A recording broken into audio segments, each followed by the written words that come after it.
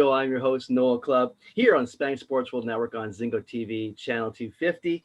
Please remember to download the Zingo TV app from the respective iOS and Android app stores, as the app is absolutely free. And while you download, please make sure to rate and leave a comment because we want to hear from you folks. Yes, we do.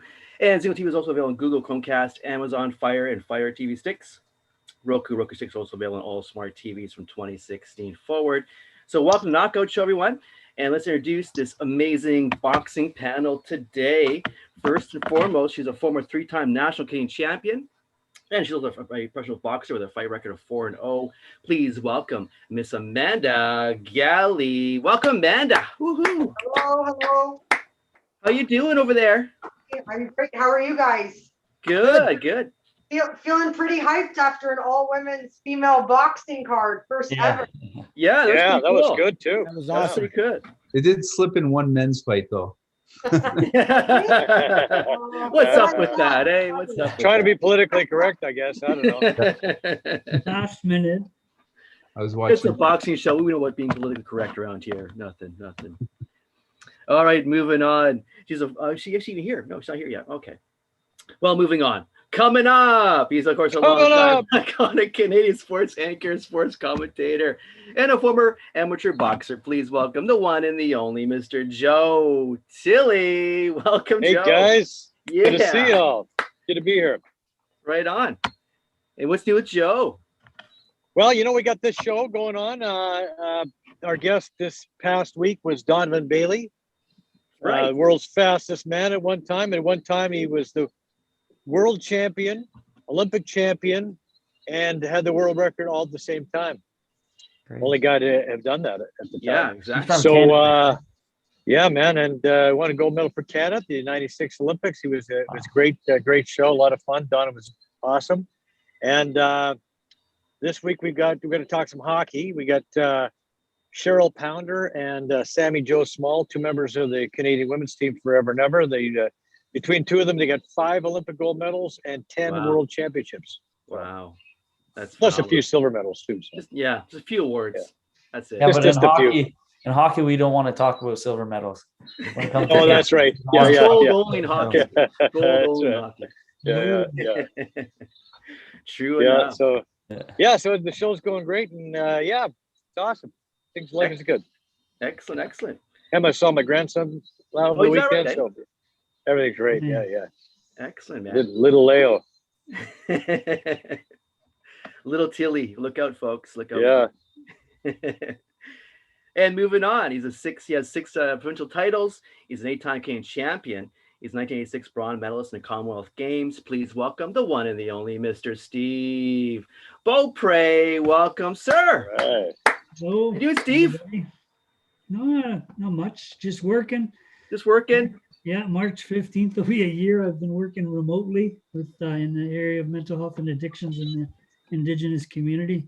Gotcha. So yeah, we've been doing groups and I didn't think it would work on Zoom, but we do 3 groups a week, and we've had a lot of people. Now it's going into double digits with our groups. Like we get over 10. So, but they're good. People are getting a lot out of it and staying sober and on that healing path. So that's really good, man. Wow. It's awesome. Traditional really focus, so it's really good. Yeah. You're doing a big part in that community. That's huge. Thanks. You're always adding value, sir. Oh, I love it. And moving on, he's a 10-time Canadian light flyweight boxing champion and 2-time Olympian. He's also the owner of Hollywood Filane Sportswear, folks. Please welcome the one and the only Domenic Filane. Welcome, Domenic. How you doing, sir? Hey guys, good to see everybody. You too. Yeah. Just want to go back with Joe. With Joe's, he keeps calling Donovan the fastest man in the world, the whole bit. We had in '96, we had Oakville had an Olympic homecoming for their Olympians, and because I trained in Oakville and lived in Oakville for the 10 years, I was part of that with Donovan as well. So Joe keeps saying he's the fastest man in the world, fastest man. All we did all day was wait for this guy, Donovan. Everywhere we went, we had to wait for Donovan. I said, "Aren't you the fastest man in the world?" He was slow. He was slow getting to where we had to be. Yeah. Last minute Donovan. Yeah. too slow for us boxers, eh? That's what Yeah. it is. That's what that is. Well, moving on, this awesome panel. And of course, he is a 1998 Commonwealth Games gold medalist. And of course, 1998 Pan Am Games silver medalist. He's also the quarterfinalist in the 2000 Sydney Olympic Games. Please welcome. Of course, around here, I should add, he is called Mr. Left Hook around here on the show. Please welcome Mr. Mark Simmons. Welcome, Mr. Mark Simmons. Woo-hoo. Hey, Mark. Nice to be back. I'm just curious why I'm called Mr. Left Hook. That's my email and everything else. Is that the reason, or does That's something? pretty much why, yeah. Okay. Nice. I love the nickname. I love the nickname. So it just, there you go. Yeah, Left Hook, best in the book. That's what Henry Cooper used to say, right? That's what he knocked Muhammad Ali down with, the left hook. Right? Exactly. Henry Cooper. Was that? Is that not the Bayonne Bleeder? Yeah. Yeah, exactly. Yeah. I remember Henry Cooper. Yeah, I remember talking to Angelo Dundee about that fight because he was years ago. We did a movie called Cinderella Man, and Angelo Dundee was there. So I spent so much time with him. It was unreal. And I asked him about that fight because Henry Cooper knocked him down with the left hook. And the next round, I think it was the next round, Ali's glove split open. And I asked Angelo. So I said, how bad was that split? And he goes, well, I might have helped it a little bit. So literally they had to go right back to the dressing room and come all the way back to replace the glove. And then I think it was the next round, Ali stopped Henry Cooper. Yeah, that's right. Yeah. That's pretty cool. Yeah. A little bit of history. Nice. Yeah. Very cool bit of history there. Very cool bit of history. So what's new with you, Mark? What are you up to, man? Haven't seen you in a little while. I think we're going from gray zone to red zone where I live. So I think that means that I can take a peek outside the door and look around and maybe get some fresh air. So did you discover the latest vaccine, Mark? I think you work for the one like Teva, is it? Yeah, Teva, right? Didn't you get it yet? Pfizer. No. Pfizer, that's what it is. Yeah, Pfizer. Yeah, sorry. Pfizer. I got the Pfizer. Yeah, there you go. And Steve's already got his vaccine, so I'm jealous. Nice. He's ahead of the curve, ahead of all of us here. Well, I work with I work with Royal Victoria Hospital, so. There you go. What time the indigenous population got something first, Steve? Well, I got it before the indigenous population first. Oh, did you? Oh, Yeah. just working in the industry? Yeah, in the healthcare. So we're frontline. I work part-time at the Detox withdrawal management. Right. So we see them Yeah. all. And like me, I want to interact with the clients too, right? I want to help them get on this road to recovery. Yes, for sure. Yeah, that's good, man. That's I work at a part-time at a facility at recovery house too as well, Addiction Rehab Toronto. So Yeah. great. Yeah, Very man, good. it's a good life. Yeah, very good, guys. Very good. So moving on, we'll introduce our next person here on the panel. He's a very talented lightweight amateur boxer with 44 bouts. He's also at the boxing club, Steeltown Boxing Club out of Hamilton, Ontario. Please welcome Mr. Spencer Wilcox. Welcome, sir. Welcome to the show. How you doing? Good. Not too bad. Glad to be on. Yeah. And I got way more than 44 fights. I don't know where that Yeah, came that's not correct. I'm joking. That doesn't sound right. Yeah. 144 fights. Okay, that's more like Yeah, there we go. That's closer to it. much closer, eh? Yeah. Very good, very good. And what's new with you, man? Just been staying in shape during this COVID stuff. It's been a weird time to stay in shape because you don't want to kind of overdo your body, but I've just been basically training like you're in between fights, like that little stage, like when you have time to work on stuff. That's basically what we've been doing the whole time. Just trying to fix mistakes, but stay in shape at the same time, but not try and peak. Yeah. Just kind of maintain yourself, stay in shape, stay on weight, around weight. And just been working on mistakes mostly for COVID. Yeah. Getting sharper, getting better in the meantime. Yeah. And how's your dad doing? How's your dad doing, by the way? My dad's doing really good. I think he actually just is trying to be romantic tonight. I think he went and took his mom on a little date, I think. Yeah. And he's doing really good. Same old. He keeps us in line, right? Yeah. They're new grandparents and Spencer. Yeah. Uncle. Yeah, I just took Oh, we were just with the little one at the dog park, actually. That's amazing. Awesome. Yeah. Congratulations. Congrats. But yeah, it's nice having Congratulations, her yeah. around. It's cute. They gave her a little photo shoot. She had boxing shorts on, and then at perfect time, she put her hands up. So it worked out good. Very cute. Very cute. It's amazing to have A siblings. natural. My Oh, brother just had a baby as well, and it's like you pop out the kids, I can enjoy them, run after them, Yeah, and yeah. it'll hold me tight till my boxing career's finished. Yeah, there you go. Yeah, exactly. I'm good. Yeah, it's fun. Hopefully, she gets into the fighting. I hope she does. But chances are it probably will happen, most likely. Yeah, With the family, I can see it happening. But you say that, but I'm curious because my kids, they have no inclination of ever wanting to fight. Yeah. Dom has 4 boys, and they're not fighters. Well, maybe they are. I don't know, but they're on the ice rink, right? So Yeah. What was the message that you had, Dom, to your kids about the fight game? If they want to do it, they can do it. That's the way. That's how my dad was too. Yeah, I'm not pushing them into it. Yeah. At first, when I was running the gym and we had classes and all that, the 2 older ones were always with me, and they were learning and just doing it for exercise. Hockey always takes over in the small towns, so I mean, you just let them go with that. And but now they're watching some fights on TV. They're down here every night. They're hitting the bags and doing a little bit of weight. So if they want to do it, I'm here to show you the way. But I met your boys after that Eddie Mello card, right? Yeah, you met boys. Yeah, you met Caden for sure. Yeah. He talks about you all the time. He follows you on Instagram and okay. Yeah. So he's yeah. They're into hockey. Yeah. What's the team? Filane's Falcons, they're called. No, like who do they like? What's their team? Oh, I got one that likes Pittsburgh. One there we go. Yeah. There we go. Yeah. They're all over the place. Yeah. 2 Pittsburgh and 1 Chicago, and it's all over the place. Excellent. No Leafs? No Leafs. Oh, because they want to win. They don't want to win. Exactly. Oh, wait a minute now. Wait a minute. We're getting Pittsburgh fans better. shouldn't be talking about that right now. If you want to win, don't be picking the Leafs. That's like I'm in. Hey, there she is. Woohoo. Nice. Well, let's introduce you officially to everyone here.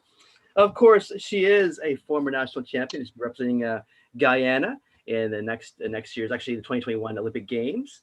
And she's also the owner of Fierce and Fit Boxing. Please welcome the one and the only Taveena Coon. Welcome, Taveena. Thank you. Thanks so much. Thanks for having me coming on again, Noel. Thanks for coming on. Great to have the show again. Thank you. Excellent. And what's new with Taveena since it's been about a week or so? Just as I was logging on, I dropped a can of soda. Oh no. So I'm in the midst of cleaning and doing a show at the same time. Multitasking. Clean up an aisle 4. That's right. That's funny because I just broke a picture frame prior to logging in. Oh no. We all had a tough time. Good thing it wasn't a mirror. and I didn't touch it. It was all by my walk. I guess I carry a heavy foot. I don't know what happened. Well, guys, we'll move on to our first question here of the day. I'm going to ask you guys catch the fight between Clarissa Shields and Marie-Eve H.E.R? Do you catch that fight, folks? I didn't catch it live. No. I tried my best. Yeah, same. I couldn't get on. Oh, is that right, eh? Yeah. I tried. It was pretty dominant performance. Like it was no surprise. I thought she'd go. You know what, Yeah. I thought that Marie-Eve made she looked pretty good. She was a good fighter. Clarissa Shields is just she's good. She's Just really different good. level, I assume. She's she's just I don't see anybody beating her for a long time. I mean, she's two-time Olympic champion, right? Yeah. Sorry, what are you saying, Amanda? I'm not sure if you guys know, I come from a karate background as well. That's how I got into boxing. I've been training in Shotokan karate since the age of 5. So myself and Marie-Eve, we have a lot in common. So what I will say is that the martial arts and the karate, there's something called kumite, which is sparring. It's like tag. Right. And when you're in a karate background, you do a lot of it. From the interview, Marie said she was a 5th degree, so she's had her fair rounds of kumite, which is the sparring. And the comment that I'll make is the sparring, the kumite, the karate background is what saved her. That footwork, that in and out, that being really, really light on her feet, that movement, just that bounce alone, I believe is what saved her from getting hurt. And I think she did a pretty good job with the clinching, grabbing at times when she was in trouble. The only thing she lacked is just the ability to put some combos together and execute and land the combos. But I think for the most part, she did a really good job.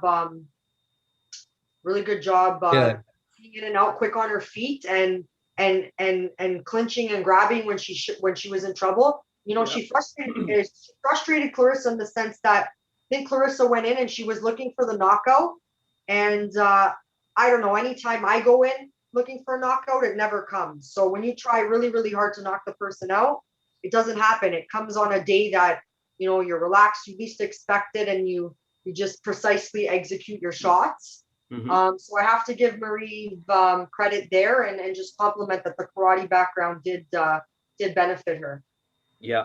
I agree. Shields landed that counter right hand really effectively. That was it was basically, you know, every time that Marie would come in and you know, try to get something going, and she'd throw it, even a combination, and then Shields would counter with that right hand, and just it seemed to land almost at will, and was really, you know, tough to. But I thought that she did a great job, as you say, of defending herself and not getting hurt, and being able to hang in there and make the fight a good one. Like, it was a good fight. I mean, she held her own, and I thought it was competitive, and it was a good fight for her, and good fight.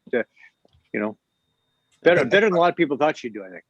Yeah, I thought the commentators were a little hard on her because she was holding a nice tempo with that lead left hand, bouncing in and out, as Amanda says. And the commentators, one of them was saying, you know, she should, you know, maybe plant her feet a little bit more. But if she planted her feet, she would take the full brunt of Clarissa's punches. So it was a smart game plan. And you know, from us, from being in an amateur background, that's that tempo in and out, that's what you got to do, you know. And often it's hard to keep up that tempo in a professional fight, to do it over 8-10 rounds or whatever it is. So an amateur fight, being in and out like that, for her to keep that up throughout the fight was you know, I take my hat off to her. But and even at the end, I mean, when in the interview with Clarissa Shields, I think she was saying, you know, she was looking for the knockout, and the reality is, I mean, you don't need to define your career by knockouts. I mean, you can show your talent by, you know, just being in the ring. I mean, ideally you want to get that knockout, but to Amanda's point, that knockout sometimes comes with punches that you don't even realize sometimes, you know, like a nice little right flush on the chin, and boom, the fighter's down. So looking for that knockout, maybe she was loading up too much. I don't know, you know, and it just didn't come. Yeah, but, she's still, you know, no one's going to doubt. Obviously, Marie has a chin, you know. Oh, yeah, no doubt. Yeah, no doubt. Strong girl.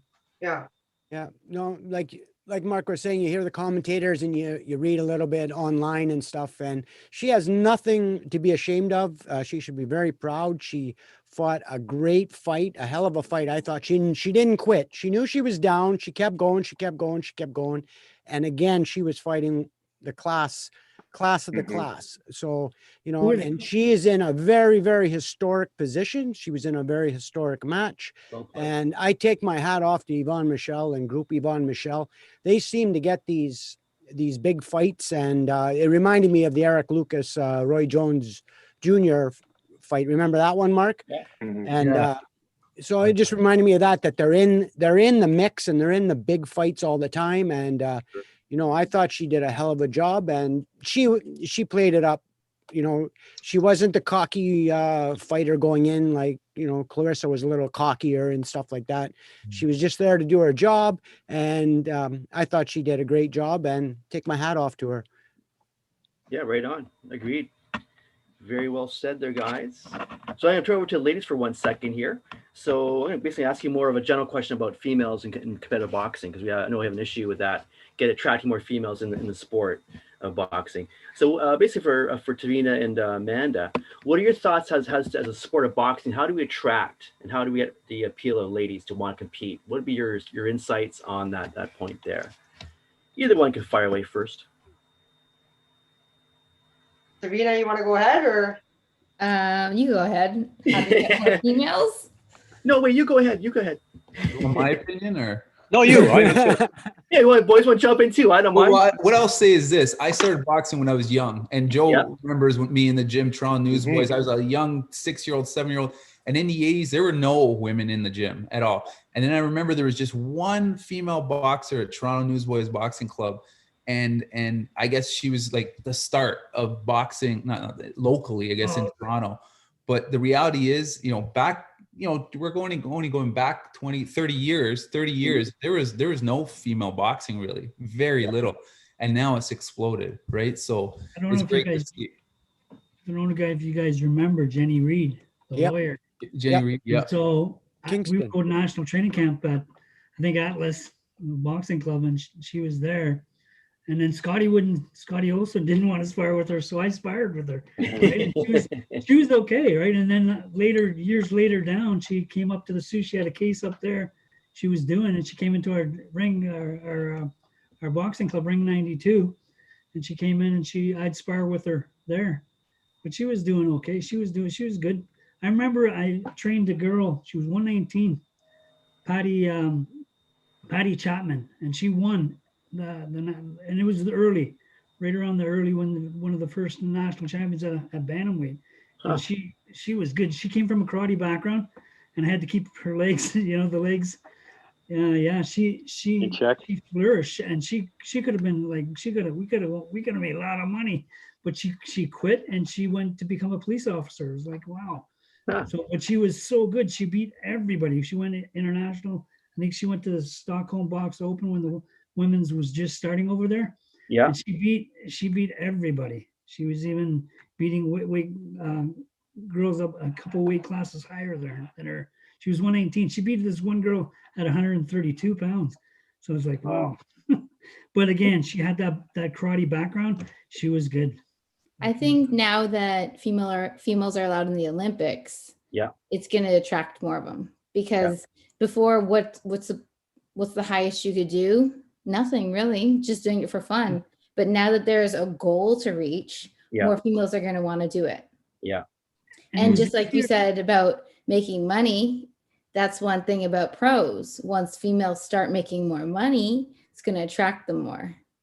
Yeah, I think Friday was huge for us. I mean, Friday was the beginning of a large amount of possibilities, and hopefully this put a little bit of a fire for other promoters to follow the lead here and do an all women's card, because they are going to get viewers, they are going to get people tuning in, and for the only thing, Friday I will comment about is, you don't want to turn people away from it when it comes to females in boxing and in sport, combative sport.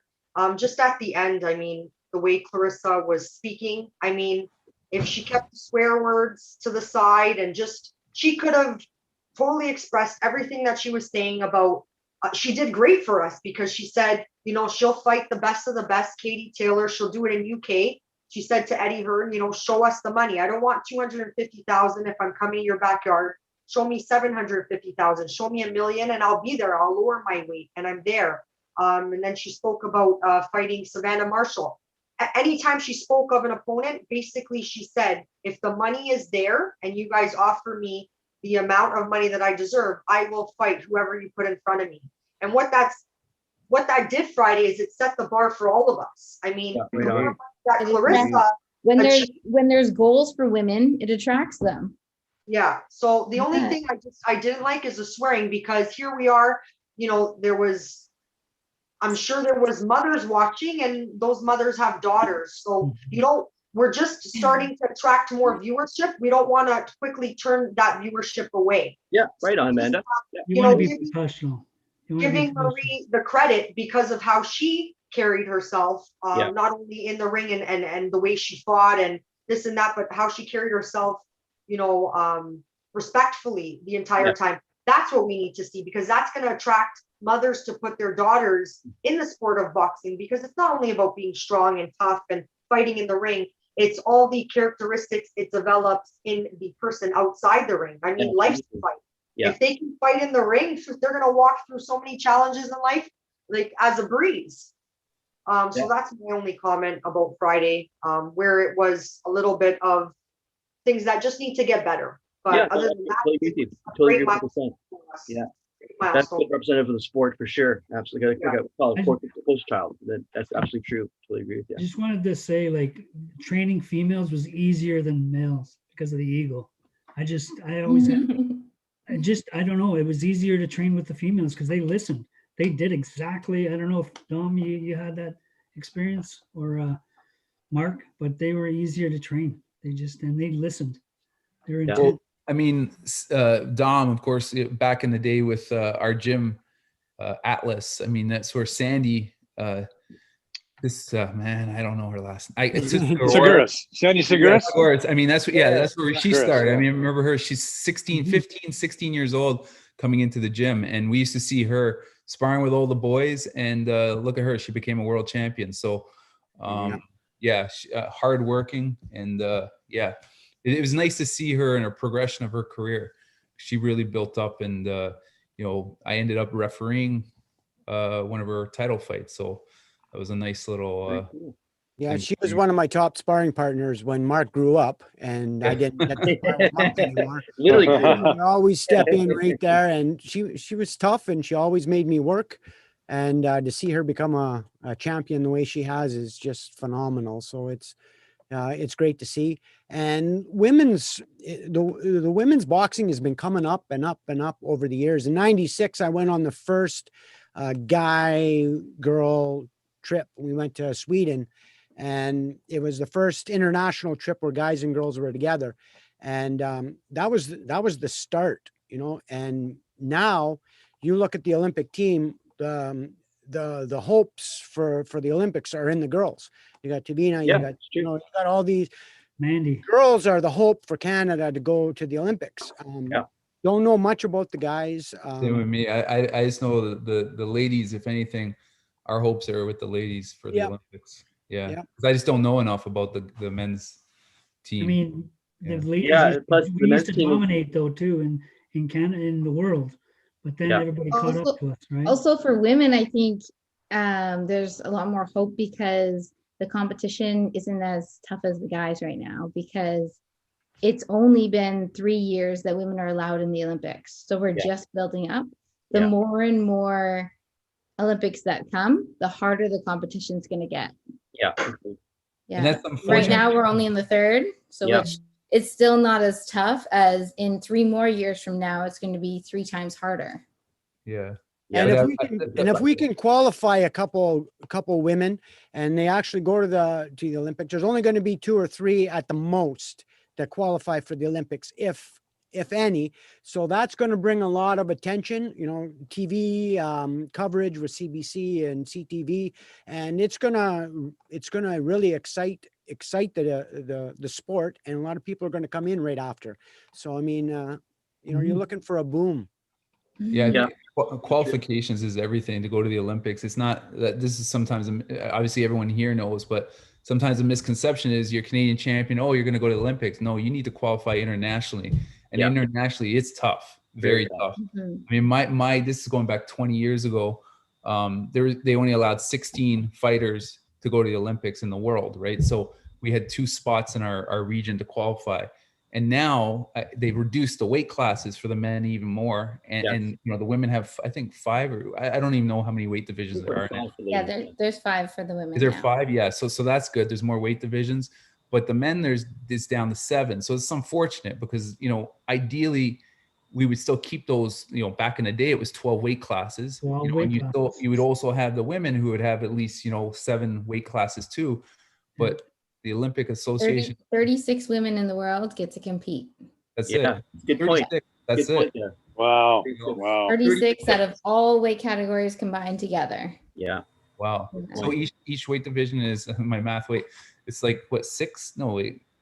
I'm just trying to think. What, 7 per weight division? That doesn't make. Is it 36? Oh, that can't be right. Yeah, I think it's 36 females get to compete. I would think at least 8 in each division. That would make. So that'd be 40. Yeah. That'd be 40. Yeah. And they'll probably the heavier ones they'll probably cut down to 6. There you go. Yeah, that's right. Heavier is usually smaller. They always cut the heavier ones. Yeah. Yeah. That's So crazy. No, true. I'm going to be amongst the 36 females out of the entire world. That's right. It's a very special spot. Yeah. Yeah, baby. It's exciting. Exactly. Yeah. I was gonna ask you guys too. No pressure. No pressure. Sorry. Yeah. Oh, true. No pressure. No pressure. No pressure whatsoever. Like I'm proud of Mandy. She had a baby, and now I'm out of having a baby and now going again.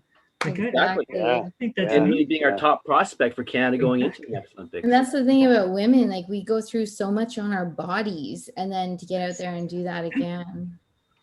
Yeah. That's tough. I can't say anything. Special tough for sure. Enough about Mandy.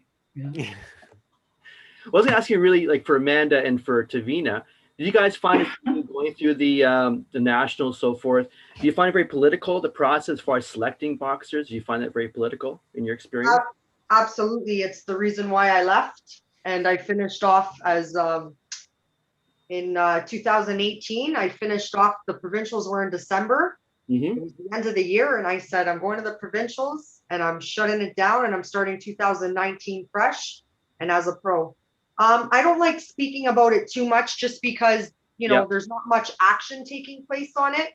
And you know what, at the end of the day, I don't want to discourage other female, little girls coming up that might have an Olympic dream to box. I mean, so I don't like sitting here and speaking negatively about it, because first off, I don't want people to think, not that I'm a sore loser, but no, I just want to get your perspective and from your experience. Yeah, in the sense of I'm a poor sport because I chose to move on. But I mean, I was an amateur for 9 years, and it was, was it 16 to 30, 14 years. And it was just time for me. I had my 2 runs. In 2018, I made the national team again. And I honestly, it was done in April. And the Worlds were in November. And I just said to myself, you know what? I waited this long. It's been 13 years. So what's another 4 or 5 months? Let's go to the Worlds at least. And then once again, there was a lot of political. I was extremely upset with that World selection. I should have been chosen to go to the Worlds too. To go to the Worlds. And in order to go, you pay your own way. They don't pay for anything. Yeah, but you need an invitation to attend. You need to have their credentials for you to get the invitation to attend. So in 2018, I wasn't given an invitation to attend because I lacked the international experience. Yeah. And guess what happened? It wasn't like, and this is what was really challenging to accept. It's not like they had another girl to send to replace me that was better or more qualified. They sent nobody at 118. Wow. So instead of just letting me go and letting me pay my own way, I didn't receive the invitation, and nor did I go. So I just said, you know what? It's time. Chapter's closed. I am reborn. I'm in the pro game. I always brought the pro assets to the amateur game anyways. I think that's why I did really well. Yeah. And now I'm in my element. And like I said, I feel reborn. I feel like I'm on a fresh start. But when it comes to speaking about the politics, I don't like doing it too much because I don't want to shy other little girls away from a potential dream they may have to become a female boxing Olympian. Yeah. Taveena, if you want to comment, go ahead. Yeah. I agree with all that. So same thing. I was working, they tell you that you need to work towards getting to the Worlds. You need to be performing at this tournament, show your skills over here.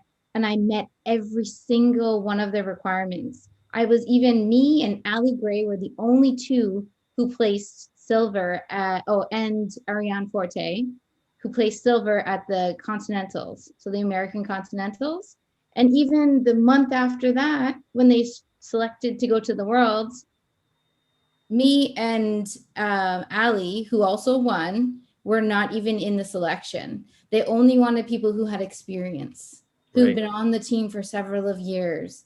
So how are we going to get experience if we don't get selected? Yeah, true. Met all the criteria, won all the tournaments throughout the whole year, had several international experiences, but it was all politics. And after that day, oh my gosh, I was so mad. I work at a school. I went up to the whiteboard and I erased it and I wrote, I should be in Korea right now, not here. This is bull. And yeah, I'm a teacher. I shouldn't have done that, but I was just so upset about it because I worked so hard for it. And after that is when I decided, you know what? It's not a game. It's not about following rules. It's about going in there and kicking ass and making sure that it's not up to those judges or up to those Team Canada selecting crew. And that's the moment that I became a savage. Yeah. But Nice. I don't go around. This is the first time I've ever told people about it. Amanda's right. Like, I don't go around saying it. I just kept my mouth quiet and got into the ring and did what I had to do.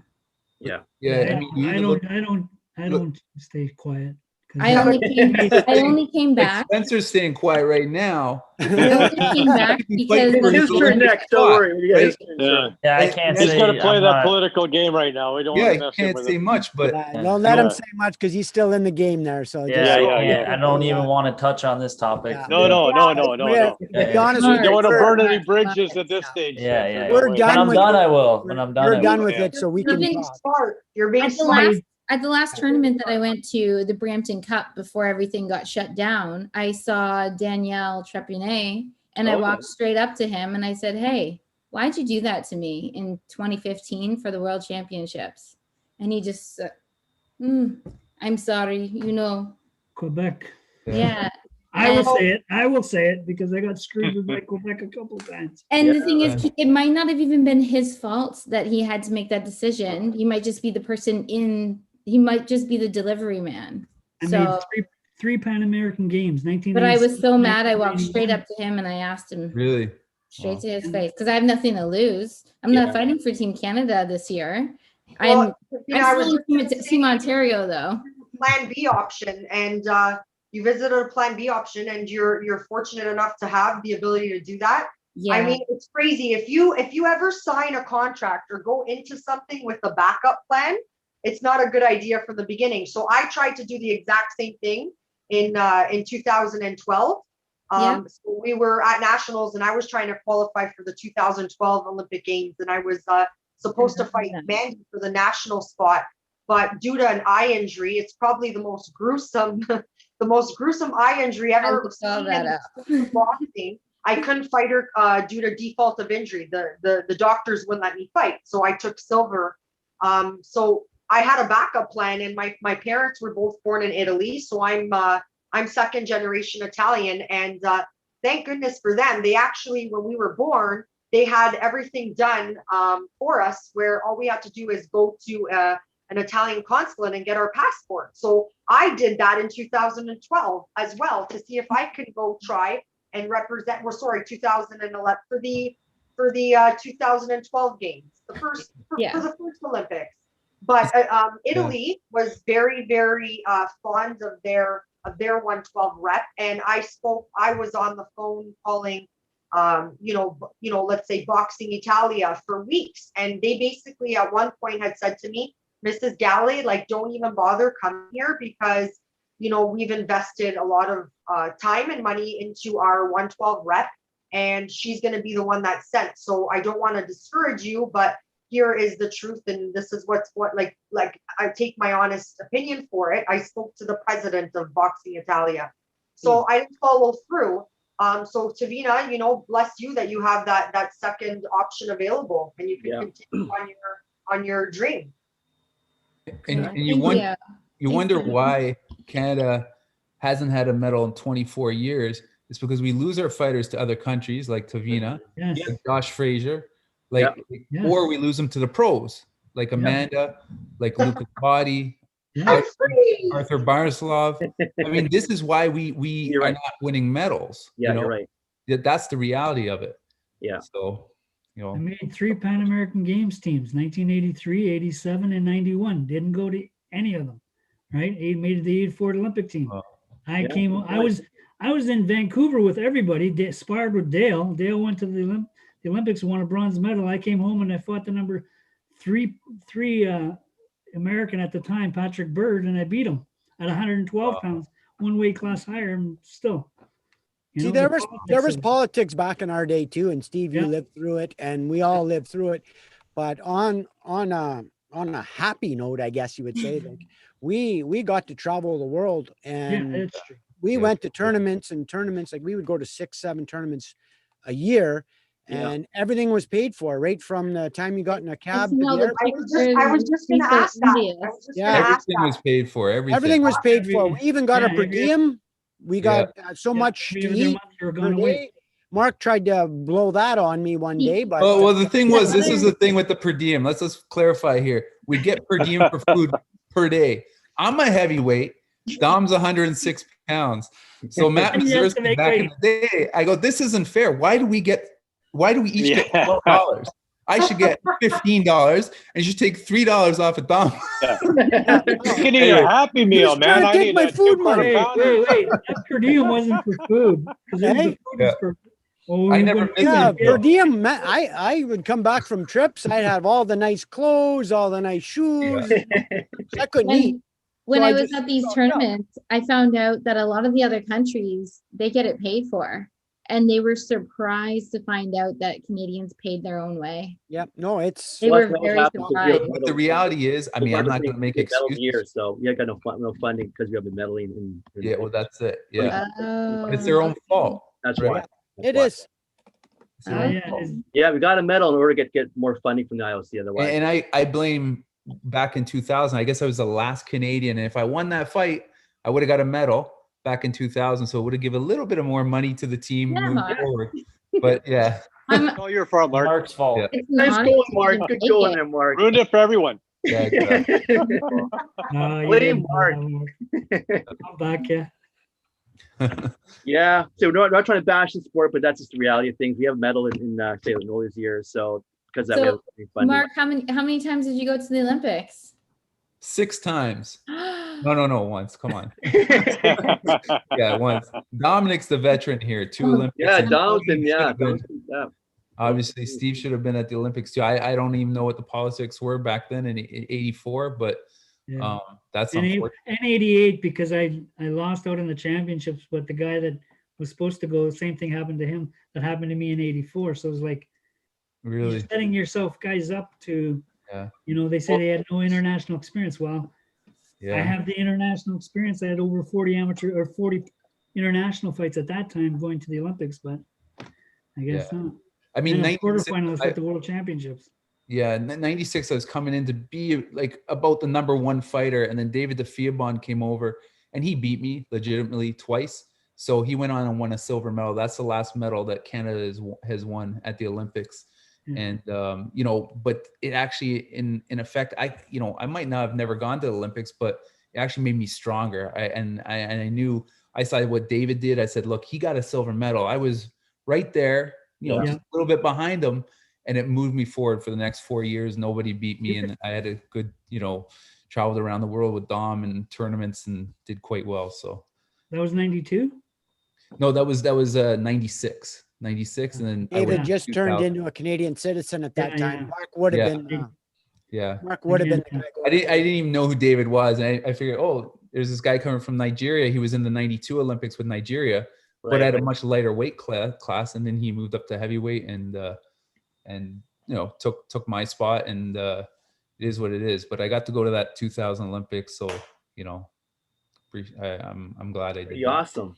That is awesome. I mean, that's a good experience. You can't buy that kind of experience and knowledge, right? Of the whole Olympic trial process. It's a pretty amazing experience. Olympics are going to be so different this year with everything being virtual. 100% will be different. Yeah. I don't. Yeah, that's what I was wondering. Like, how are they going to do it? There's no crowds, just like the pros. What's happening? I guess that's what I have no idea. They've been sending us little shots of the village and how everything is set up, and just kind of making us excited about it. But I'm blind. I have no idea what's going to go on. I know from, I'm not going to mention names, but I know that there was supposedly some course being done, and they were actually doing virtual judging. They were sparring, I guess. Yeah, I saw that. Boxing Canada. It didn't happen because someone ended up getting COVID in the camp. Right, I heard about that. What was supposed to happen was the athletes were supposed to spar, and then have some judges on the panel virtually judging their sparring. They're testing it. Because unfortunately someone got COVID and the athletes were sent home. So from what I'm thinking is maybe they're trying to train or I guess get the judges refamiliarized with judging again virtually right now, since we can't be, in there. Not we, I mean those people can't be in there right now physically. So I guess it is heading towards a virtual type of approach. I hope, please. Yeah, it will be virtual for sure. Just I don't think it's fair though, too, because some of these countries are open right now, like not on lockdown. And some of these countries are locked down and they can't even train with other opponents or things like that. So it's an unfair advantage. Just that's very true. It's unfair. That's the one thing I think going to see what the actual experience or skill level is. We don't know because they don't have the opportunity to train like they used to. No matter who you are, you can't compete with activity. If you're inactive, you can't compete with activity. Yeah. No, well put. You got to be sparring, right? Yeah. It's so true. Some countries are sparring, but most are not, as we all know, and that's just the challenge we're all facing. Yeah, I think you see it a lot in the pros right now. Oh, go ahead. Sorry, go ahead, Spencer. Go ahead. I said I think the biggest show about it is like the pros right now. Like you look at Canelo versus Callum Smith. I think that's a perfect example of somebody who's been in a country who stayed sparring, staying active, like nothing's happening. And then you look at Callum Smith, you could see the ring rust, like 100%. Like Canelo did amazing. You're not taking anything away from him, but you can tell somebody has not missed a beat and somebody was in a country like England got hit with COVID bad, right? And I think you could tell because a lot of the UK guys, they're not really performing right now. Not that they're not performing, but most of them that are fighting are have a lot more skill than what they're showing right now, right? Yeah, no, agreed. Well, hey guys, we're out of time, and thanks for that, Spencer. That's a good point there. But guys, we're out of time already, so I want to thank Steve Beaupre, Domenic Filane, Spencer Wilcox, Taveena over there in the middle, Joe Tilley, and of course Amanda Galle, and of course Mr. Left Hook, Mark Simmons. Hey, thanks guys for being on the show. Real pleasure. And hope to get you guys back to the show real Thanks soon. for hosting, Noel. Yeah, thank you. Yeah, thanks, Noel. Thanks for having us. Good show. Good to see you guys. Again. Yeah. I know we'll see you guys real soon. You got it. Yeah. See you back real soon. All right, good luck. Good luck, everybody. Yeah, we'll do. Qualify, right? Sports yeah, good luck. The news. Of course, watch it, hear it, read it, download it, live it. Thank you, everyone. Thank you, gang. We'll see you guys real soon. Take care.